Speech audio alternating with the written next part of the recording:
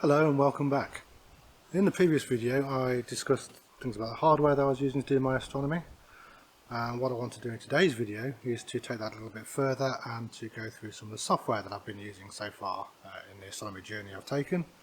And after I've done that, I'll also go through and cover the things with the location that I'm in. So I do a lot of my astronomy in the back garden at the moment.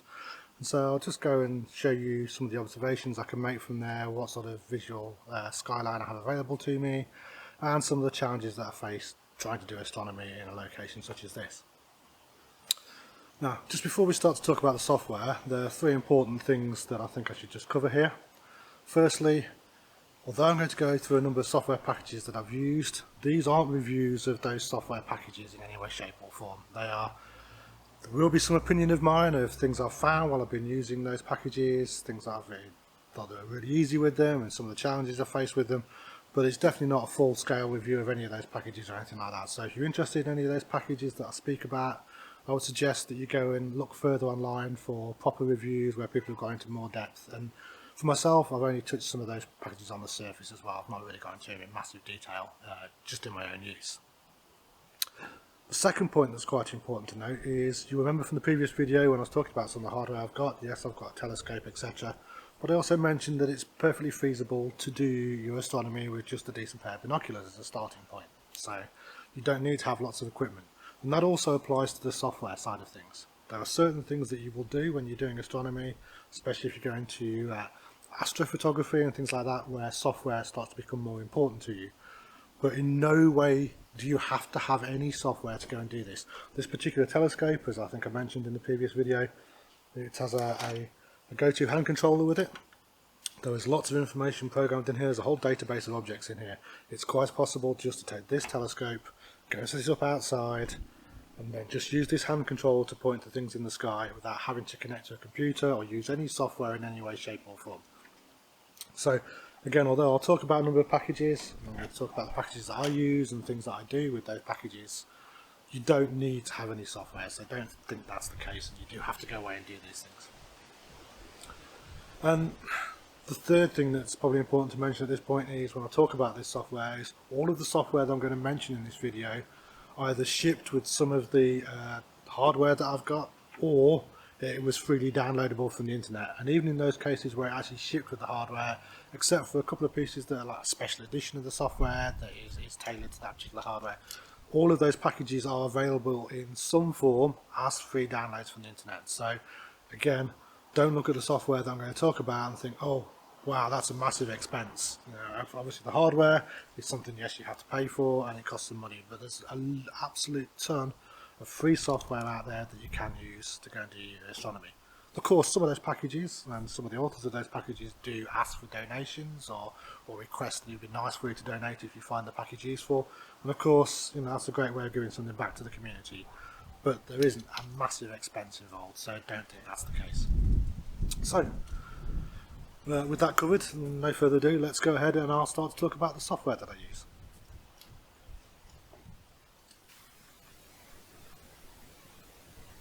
Okay, so let's start out by talking about the first piece of software that I used for my astronomy. It's a program called Starry Night 7. This is the Celestron Special Edition, and it came with the telescope, and hence why it's the first piece of software that I used. It's essentially a star map that you can use with the telescope. It can be used to control the telescope as well. It has lots of handy guides in it, and gives you ideas of things to go and observe, and so really useful for those who are starting out. For me, I think I found that it just felt a little bit clunky. It had a lot of big buttons, felt a little bit, almost like a bit childish in some ways, but a little bit uninviting. There was lots of configuration functions you tried to work with, and it just didn't seem to flow as well as it possibly could. And so I'll be completely honest, I didn't actually use it that much in the early days when I started out. As I say, it can be linked up to the telescope, so you can use it to actually drive the telescope, which would be quite useful. And as you can see from some of the images on here, you can actually go to the objects and get detailed information about the various entities in the sky that you're looking at. So, having gone back to this software since I first started out and started to look at it in a little bit more detail in more recent times, I can now see that there is a hell of a lot of information in there, and it would actually be a really great learning tool. So one of the things I've committed to do is, as part of my journey, is to try and learn the sky a little bit better and learn a bit more information about the objects in the sky. And this will be a really good source of information for that. You can sort of consider it as an encyclopedia almost. So it will be a really good reference source as I try to look into objects and learn more about the night sky going forwards.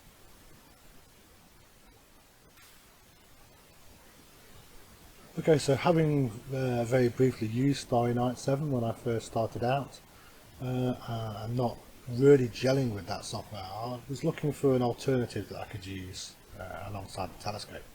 And I very quickly came across a program called Stellarium. Now, this is actually one of the more popular pieces of software amongst amateur astronomers. It allows you to connect to and remotely control the telescope, which is really useful. And you can drive the telescope around the sky. It does rely on the ASCOM drivers. I won't go into details of what they are, but a lot of the pieces of software that I talk about here rely on the ASCOM drivers, and it's almost like a piece of middleware that you'll install on your computer and drives a lot of astronomy software and telescope controls. Great things with Stellarium, it has the ability to cycle through time, so you can work out key timings of future events and the sort of location of those events in the night sky, so you can plan ahead and actually go on a certain time and date and look at where certain events will be happening, and therefore plan where you want to be observing it at that particular moment in time to catch that event with your telescope. It's a highly configurable piece of software. It has a rich database of objects in it that you can go to and a vast array of options to go and set it with. And yet, despite that, it actually still appears really accessible and easy to work with, and it's quite intuitive and very easy for the beginner to get to grips with. Because of those configuration options, you can fairly accurately limit what the actual software will show you in the night sky, and so therefore you can set it to match what is actually available to you, for you to observe in your current conditions. And that includes being able to change the limiting factor of what's available based on the fact of whether you're looking with eyesight or maybe with binoculars or a telescope or whatever. So you really can configure it to give you a good picture of what you're likely to see on any given night at any given time with the tools that you have available to you. You can also set definable ocular views in here as well, so you can actually set the focal length and the aperture on your telescope, and then define which eyepieces you have and what field of view they have and things like that. And by doing that, you can then actually get the software to give you a rough approximation of what you're likely to be able to see when you're looking at a piece of the sky. And this is really useful, especially when you're first starting out and you're hunting objects in the sky but not really sure whether you're looking in the right place. And now you can actually look through your telescope and then look back at the software and actually compare the two views and understand that you are looking correctly at the right part of the sky for what you actually want to go and find. A couple of things I noticed with it when I first started to go and use it. So one of the things you'll notice with telescopes is, depending on how well you've aligned your scope, you'll get a certain amount of drift during your observation. As time passes, you may find that as you try to slew to various objects in the sky, you are less accurate and your scope will start to be further away from where you think you're actually looking. And I noticed that in Stellarium it can magnify that a little bit, because it's not really a fault of the software, it's more about how you set it. But for me, it's a go-to piece of software. It's one of the tools that I use for virtually every observing session I ever do. I really like Stellarium, I'm really happy with it, and I cannot see me doing many observing sessions with my telescope when I wouldn't have this piece of software working alongside it.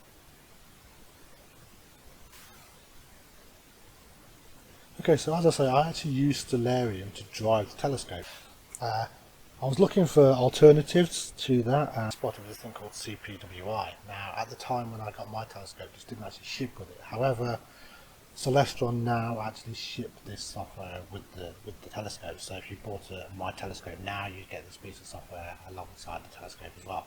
And this was a very similar sort of thing to Stellarium. So again, it shows you a picture of the night sky, and you can then use it to drive your telescope and to move around. And it's less configurable than Stellarium is, has an awful lot less options in it, but there are some people out there who absolutely rave about this piece of software. One of the things that it does do, which is really useful, is that it allows you to create a list of targets. So you can actually create a viewing list for a given night, and the telescope will then start to move around those objects without you having to do those one at a time as you want to go through them. It's undoubtedly a powerful piece of software, but I actually stopped using it quite quickly after I first installed it, because it's just got one main flaw from my point of view, and that is that unlike when you connect Stellarium to the telescope hand control, you can still use the hand control as well as the software. But with CPWI you can't. It actually disables the hand controller, and then the only way to control the telescope at that point is through the use of the software.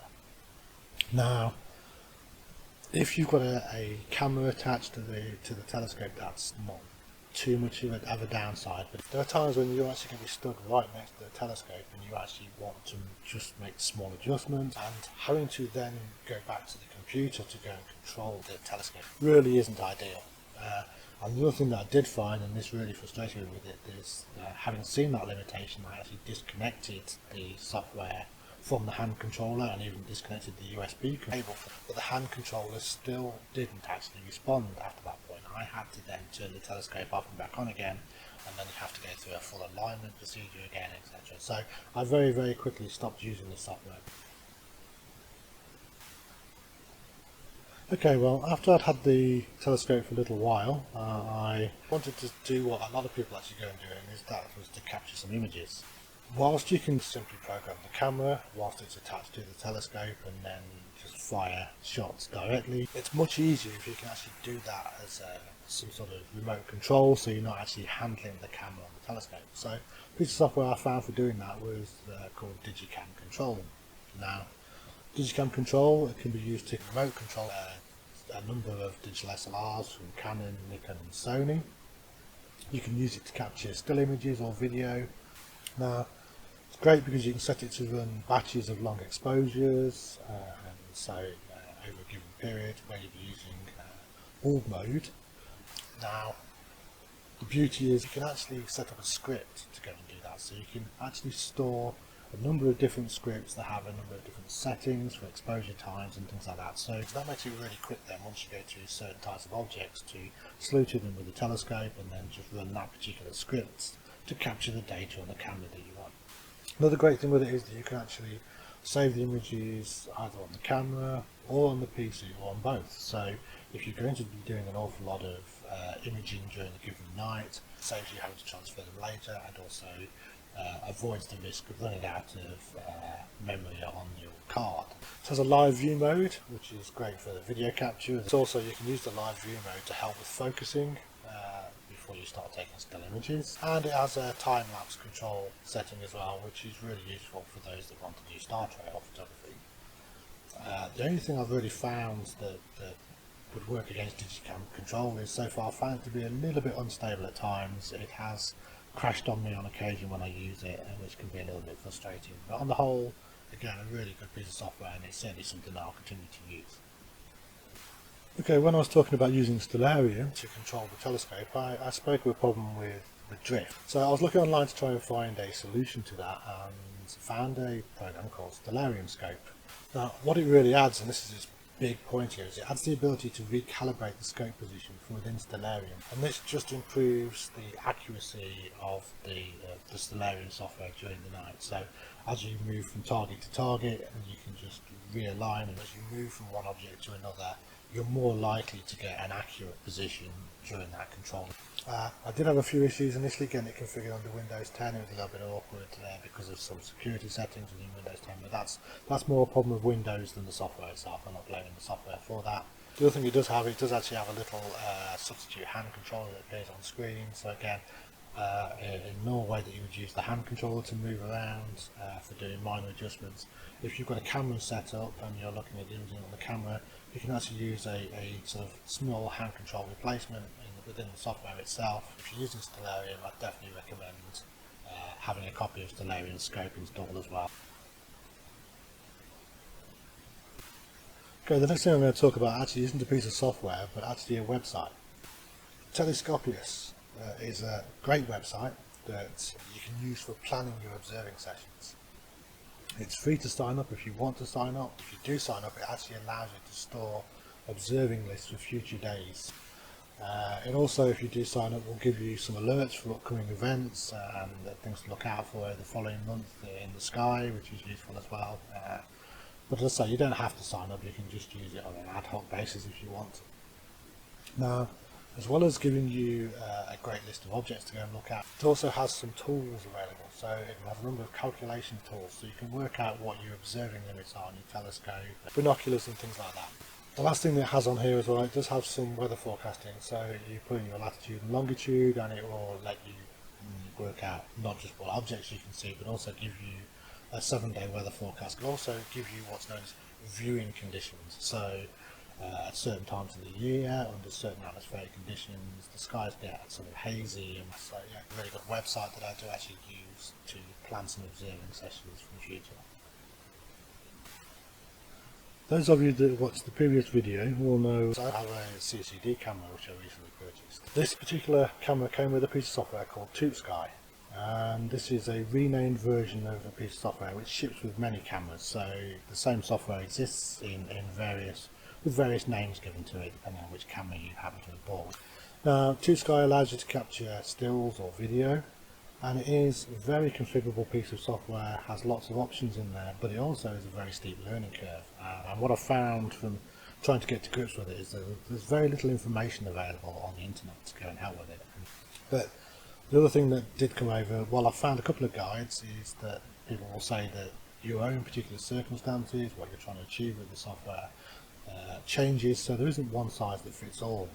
One of the things that the software can do is something called live stacking.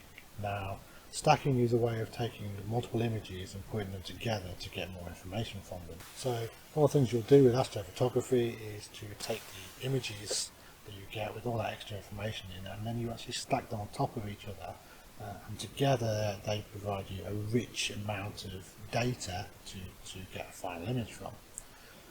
So with live stacking within this piece of software, you can actually do a similar effect. So eventually, by looking at the computer screen, you can actually start to see detail in the sky that, looking through an eyepiece at the same part of the sky, you would never see.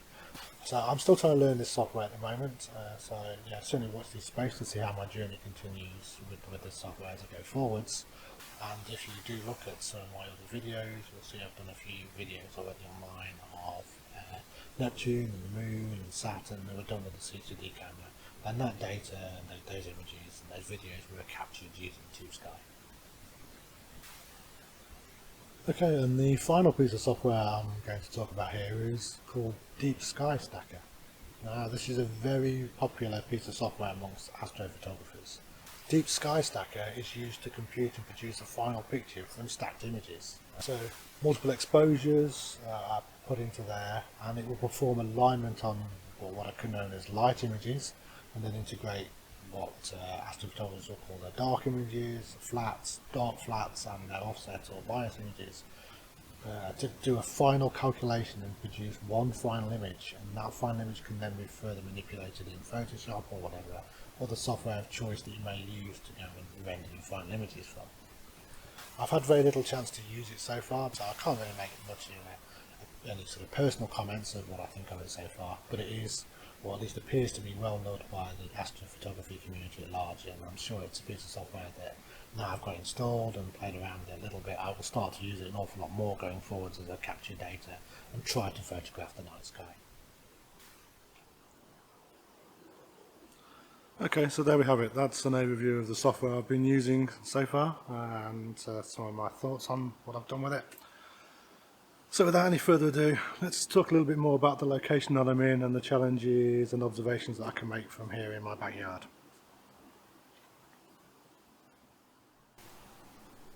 Okay, so besides just looking at the hardware and software that I'm using, one of the other big factors predominantly in astronomy is obviously the location that you're based in as well. So here we are looking from where I would normally have the telescope set up, currently looking in predominantly a southerly sort of direction, moving the camera around towards the east now, and as you can see I do have quite a few houses and rooftops that I need to go and fight with to get across a view of the night sky. Now that's not actually too bad. because one thing you'll learn with astronomy is that actually you don't want to be looking across the horizon too far. You end up with a lot more distortion in your images as you go at lower levels. However, in here, if you go around towards the west, my view is fairly well blocked at this point.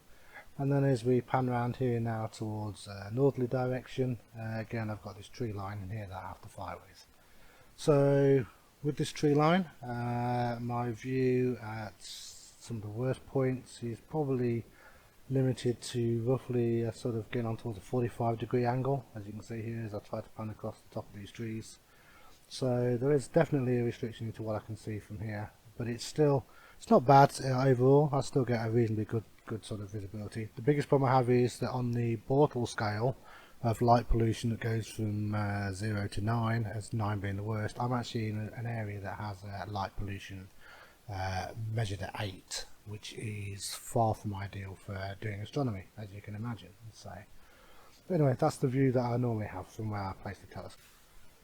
Now this again is looking over in a northerly sort of direction, but this is just a few meters further down the garden towards the house. What this allows me to do, if I want to do astronomy in a predominantly northerly direction, this just gives me a few more degrees of viewpoint looking north. It does severely hamper me looking south, so if I want to do stuff looking in a southerly direction, I would certainly not be focused from this point of view.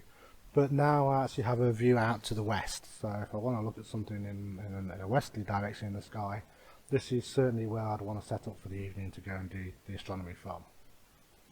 As you can see, much better than having those trees in the way from further up the garden. And here's one final angle I can work from. This is from the front of the property, looking out into a southerly direction. Definitely gives me more angle of the sky to go and play with, but it's sort of very public facing, not somewhere I'd want to shoot from on a regular basis. The biggest advantage from being out here really is that if I wanted to go across in this direction to somewhere that was in a sort of southeasterly area, something that was really critical to try and catch at a lower angle in the sky, then I could shoot from here if I wanted to. Okay, so there we go. That's the location that I'm doing most of my astronomy from as well. So I hope today's video has proven useful. I hope the information about the software and the location, combined with the previous video where I went through the hardware, will now fill in that sort of background information about how I'm going about my astronomy at the moment, and hopefully will prove useful and provide context as we move forward into future videos where I'll start to actually cover some of the things I've learned so far, and then we start to get into a bit more progress of actually seeing what I'm doing on an ongoing basis. So as I say, I hope it's been really useful today. Hope the weather's a little bit better for you than it is for me here. Yes, the sun's out, there's a few clouds in the sky, but it is very windy. I wish you all clear skies, and I look forward to speaking to you all again very soon. Bye bye for now.